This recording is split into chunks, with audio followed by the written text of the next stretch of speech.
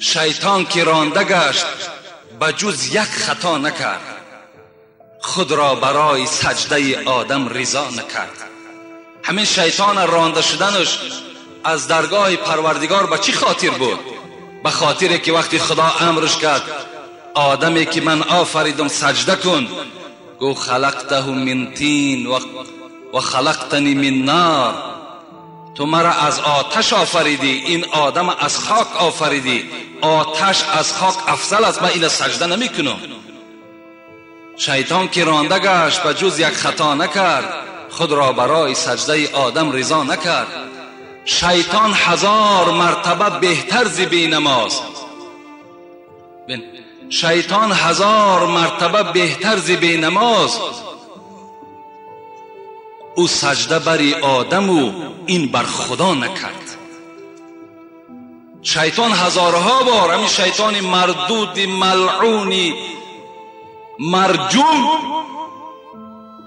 از آدم بی نماز میگد 1000 مرتبه بهتر است، زیرا که این شیطان آدم سجده نکرد، لیکن این بنده باشد خدا را سجده نمیکند. وای به حال همون پدری که این گونه فرزند باز می‌دارد.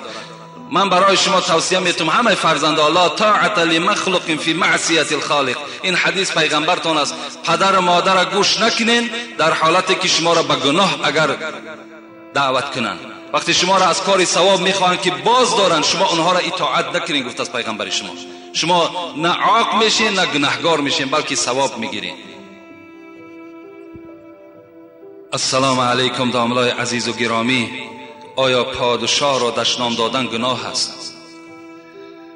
البته آدم ابله پادشاه را دشنام میدهد. پادشاه را دشنام دادن این غیرت ما و شما را نشان نمیدهد. اگر عقیده مرا فهمیدنی باشین، اگر فهم مرا در همین مسئله فهمیدنی باشین، من به شما توصیه میدم که مثل پیغمبرتون رفتار کنین که در حق دحیه کلبی دعا میکرد. شما دعا کنین که خدای مهربان پادشاه ما را عدلش زیاد بگرداند. خداوند این پادشاه ما را تمام عملهای خیرش چیکار کنه؟ برآورده بگرداند. بالای رعیتش خداوند نگاهش بدارد. این است وظیفه هر کدام ما و شما. پادشاه را دشنام دادن این گناه است، البته گناه است.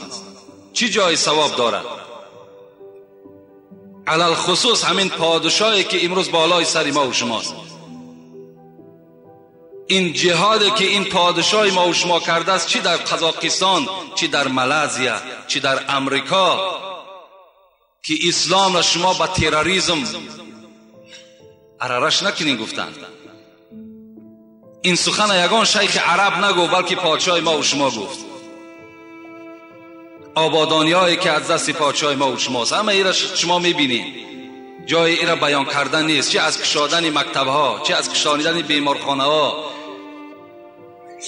چه از دیگر عمارت هایی که الحال در اطراف ما و شما رفته ایستاده است.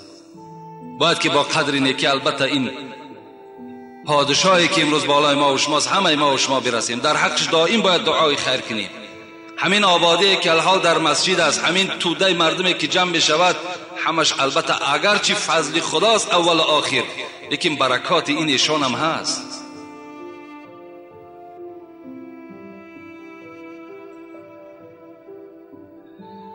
السلام علیکم داملای عزیز.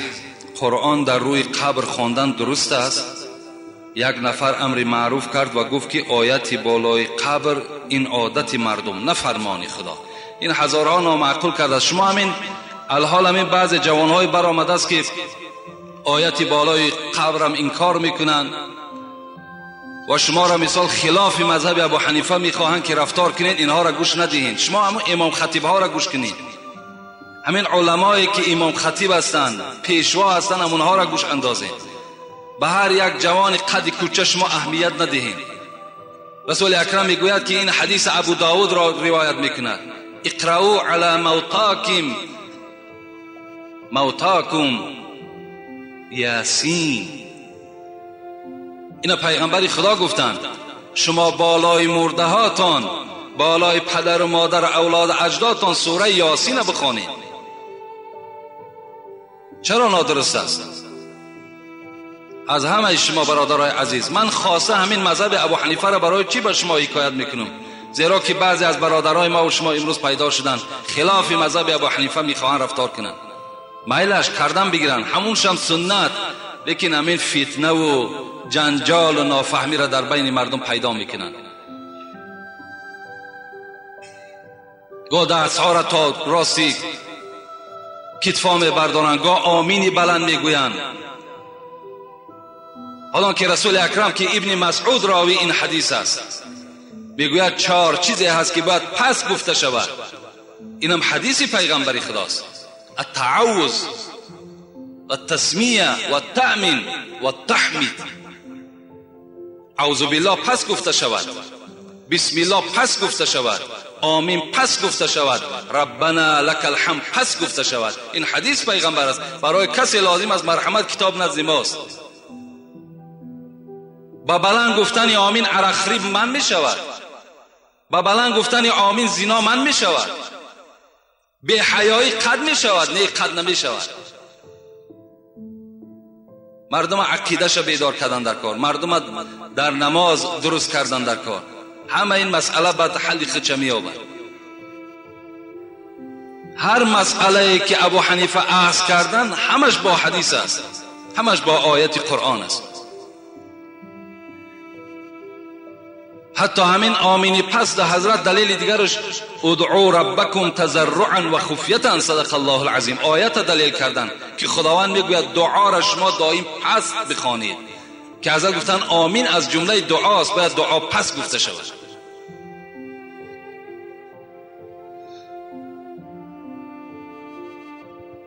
این حدیث احمد، ابو داود، حاکم و حدیث حسن است. من چیشم نویساندم، اما اقرأوا علی موتاکم یاسین، بر مرده هاتان شما سوره یاسین خوانیم بالای قبر شونده. اینا هم احمد روایت کردن، هم ابو داود روایت کردن، هم حاکم روایت کردن، هم حنان هم روایت این حدیث کردن. و حدیث حسن است اگر اهل حدیث فهم باشد. السلام علیکم بابای حاجی، آیا در توی آیت خواندن جایز است یا نه؟ البته جایز است. امروز همین عقیده ویران در ما و شما پیدا شده است که فقط قرآن در مرده استفاده میکنیم، در زنده نه. روزهای توی چرا ما و شما آیت قرآن نمیخونیم؟ در معرکه ها میریم، خوراک میخوریم، دعا میکنیم و آیت نمیخونیم. چرا نمیخونیم؟ من استمع الى آیت من کتاب الله فله حسنه، گفت است پیغمبر. کسی که اگر آیت قرآن گوش میکند، کسی آیت قرآن میخواند، از برای اون نیکی میرسد. باید که البته در همون خاندان عروس است، شه است، باید که آیت خوانده شود و اونها را باید که ما و شما دعا بتیم. برای مرده لازم بوده است و برای زنده لازم نبوده است. جایز است.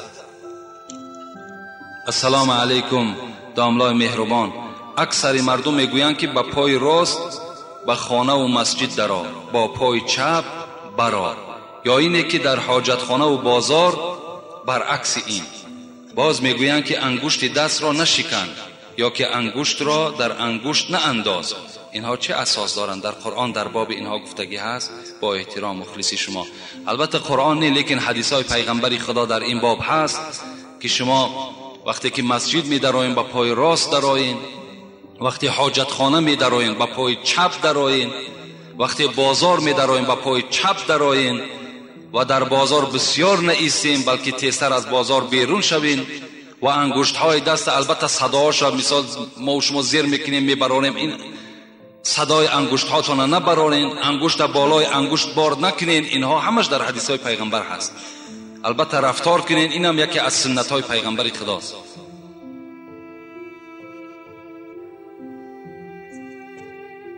السلام علیکم داملای شیرین سخن، من از شما خواهش میکنم که با سوال من جواب دهید.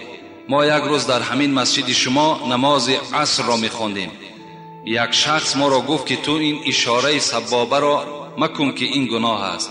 آیا این گناه است؟ التماس با سوال ما جواب دید. البته علامت سبابه گناه نیست. چرا گناه است؟ علامت سبابه این سنت پیغمبر است که وقتی شما در التحیات خواندن همان انگشت سبابه را میبردارین، این سنت پیغمبری خداست. شما ثواب میگیرین، گناهگار نمیشین. حدیث های خیلی زیاد، حتی ابو حنیفه در کتاب فقه الاسلام و ادلته 4 امام که مذهبش صحبت میکند، صاحب کتاب میگوید ابو حنیفه انگشت جمع نمیکرد، بلکه همون حالت خودش ماندگی اشهد ان لا اله اشهد ان لا گفتند میبرداشتن همین انگشته و میپرتافتن الا الله میگفتند. خود ابو حنیفه میکردن. این در کتاب همون فقه الاسلام و ادلته موجود است. کردنش ثواب، کردنش سنت است. انجام دهین، این گناهی نیست. السلام علیکم داملای عزیز، درود و رحمت با شما. من 2 سوال دارم. یا ایتها النفس المطمئنه ارجعی الى ربک راضیه مرضیه فادخلی فی عبادی وادخلی فی الجنه. چی معنا دارد؟ این از آیت فجر هست. ما و شما در حالت دوره کردن مرده ها میخوانیم یا ایتها النفس المطمئنه، ای نفس آرام گیرنده، ای نفسی که شما با قضای خدای خود راضی هستید، ارجعی الی ربک راضیه مرضیه، رو به نزد پروردگارت در حالتی که خدا از تو راضی است و تو از خدای خود خوشنود هستی. فادخلی فی عبادی وادخلی فی الجنه، داخل شو در گروه صالحان و داخل شو در جنت پروردگار. این معناش همین است. میگویند آدمانی که از پشت صورت روز قیامت عذاب میکشند، کسی صورت مرده را نگاه کند همان وقت مرده را عذاب میدهند. برای همین پیش از مردن صورت را بسوزانید. راست است. خدا باز هم به شما علم و دانش زیاد عطا کند. البته حق گفتن کسی گفتن صورت گرفتن در اسلام ما و شما اگر به عذر باشد ما و شما را گناهگار میسازد. ما و شما نه صورت میگیریم نه صورت میکشیم.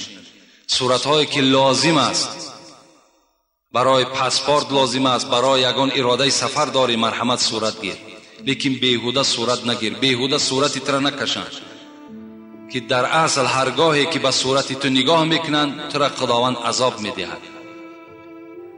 امروز متاسفانه خانه همه مسلمان ها پر از صورت است، علل خصوص در همین قشلاق ها اینقدر صورت زیاد جمع شدگی است. بالای همون جیودانی که دارند گردابگرد همه پر از صورت است.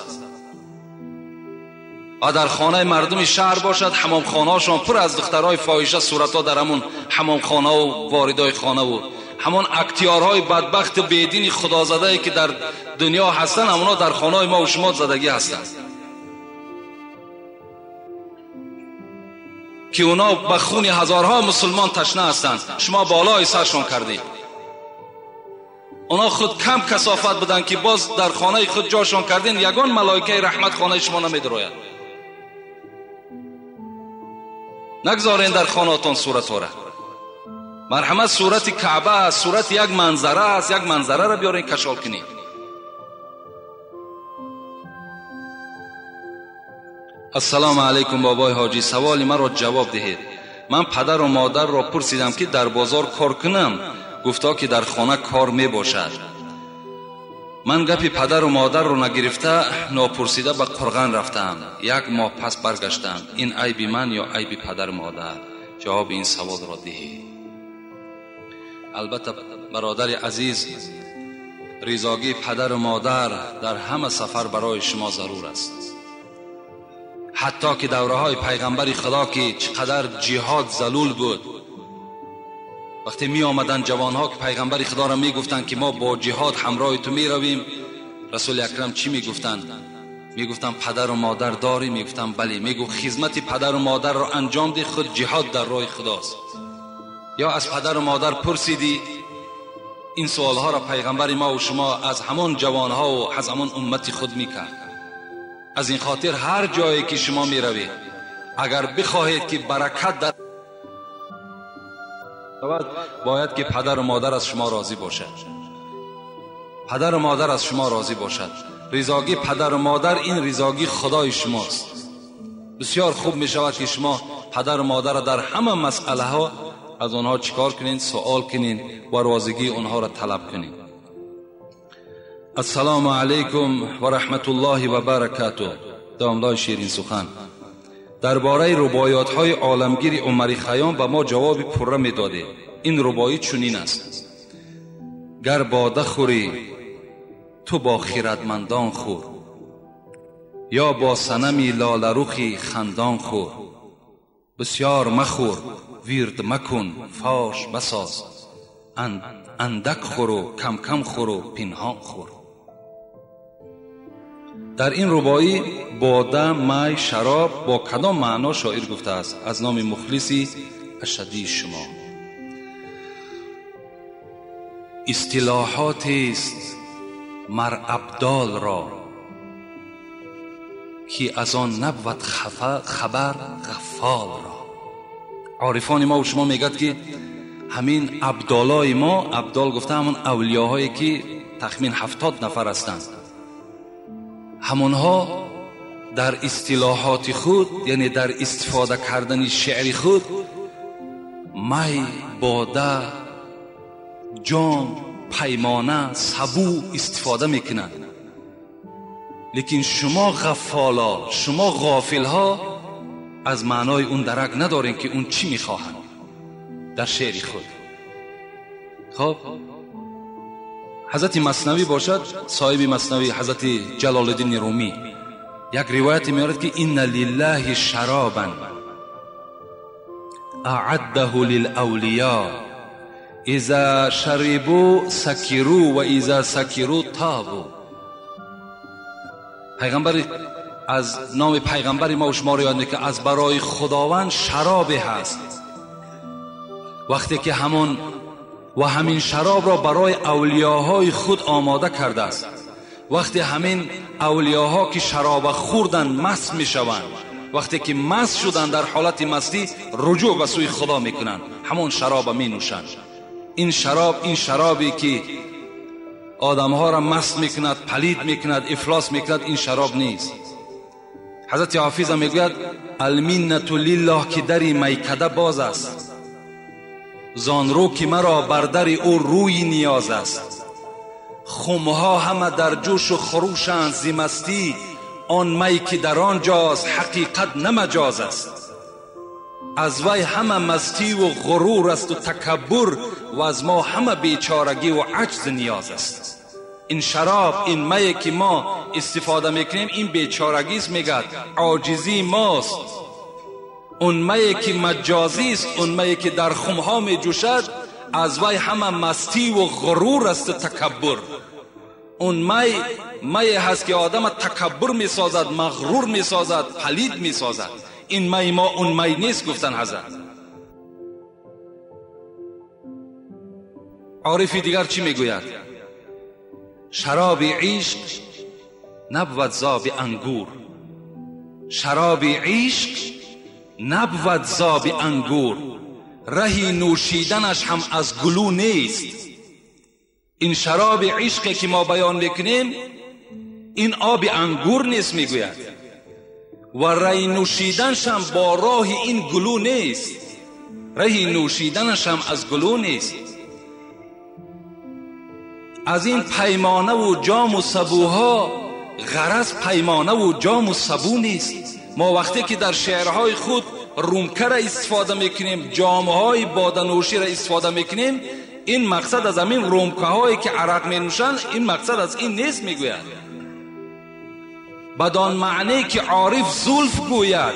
وقتی در شعرها که زلف دیدین، نظر در پیچ تاب هیچ موی نیست. وقتی ما زلف استفاده میکنیم، این از همین زلف های کجه که بعضی از فاحشه ها کج میسازن و بیرون میبرن، میگد این از اون نیست. این زلف ما هم عشق در راه خداست. بیان عارفان را اصطلاحی است که جز عارف کسی را گفتگو نیست. این عارف ها اینا میدانند، خردمندها اینا میدانند. برای همین این شراب و این می که حافظ و بیدیل و سعدی و خیام و اینا استفاده کردن، این مقصد از همین باده هایی که می نوشن این نیست، بلکه اینا همه عشق الهی هستند. السلام علیکم. اکای مرزا حاجی، ما از ناحیه مومن آباد در هر نماز جمعه به پیش شما می آییم. کسیته های شما را خریده می بریم. در کسیته 36 شما در بابت نیت غسل گپ زدید. دانید یا ندانید فرق ندارد. همین را به ما ساده کرده فهمانید که مردم ما اعتقادشان گشت. مخلصان شما از مومن آباد با یک مسئله عادیه که اگر اعتقادشان گشته باشد، در غسل جنابت 3 فرض است: غسل فم، انف و کل البدن. در غسل جنابت 3 فرض است: شستن دهان، آب گرفتن بینی و تمام بدن را تر ساختن. این فرض است. کدام ما و شما همین 3 عمل انجام دادیم، ما و شما از غسل جنابت خالی شدیم. ما دیگر در جنابت نیستیم. و سنت همین غسل جنابت چی است؟ بینه نیت در حتی سنت چم نیست. نیت گفته همون، اگر مقصد این برادرها خواندن همون دعای نویت ان اغتسل غسلا من جنابتی رفع، من نمیدونمش باور کنین. اگر همین باشد این لازم نیست، این لازم نیست. تماما این شما اذیت نکنین، حاجت به اذیت کردنش نیست. هیچ فرمایش، نه فرض نه سنت نه مستحب، در هیچ امر نیست. خلاص ممکن خیلی همون ملاهای همجا مختصر خان باشند، فرضا و سنت های همین غسل تماشا کنید، در هیچ کدام همین نیت آوردگی نیست. برای همون نیتی که در دلتون کردیم برای پاکیزه کردن بدنتون، خودش نیت واقع شد، تمام. شرط نیست که شما را لفظاً با دهانتون بخوانید، با زبان خود بخوانید. و سنتش همین است که شما پیش از غسل جنابت باید که پیشاب و مثال حاجت خانه داخل شوین، همه را دور بسازین، آمده دستها را شوین، یعنی طهارت کنین پیش از غسل جنابتتون، بغیر پایها را شستن. بعد در دوام همین آبازی کردگیتون پایهاتون را میشورین. تمام شما صاحب هم طهارت هستین، هم صاحب از جنابت خالی شدین. این نیت شرط نیست و لازم هم نیست. داملای شیرین سخن، من از شما خواهش دارم که سوال ما را با پرگی جواب گردونید. 23 فوریه یا 8 مارس در دین اسلام هست یا نه؟ همین رو ما چندین بار گفتیم برادرای عزیز. یکی 1 ینور، یکی 23 فوریه، یکی 8 مارس، یکی 9 می. دیگر ایده های که هستند، اینا ایده های ملی هستند، ملی تاجیکستان ما و شما هستند که اینها را به قید میگیرند. اینا از اسلام ما نیستند، لیکن در تاجیکستان، در تمام دنیا این عید پیشواز گرفته می شود. چرا شما از 40 سوال نمیکنید؟ چرا از 7 سوال نمیکنید؟ چرا از 6 ماهگی سوال نمیکنید؟ چرا از 20 سوال نمیکنید؟ چرا از سال سوال نمیکنید؟ کجای کتاب در اینا هست؟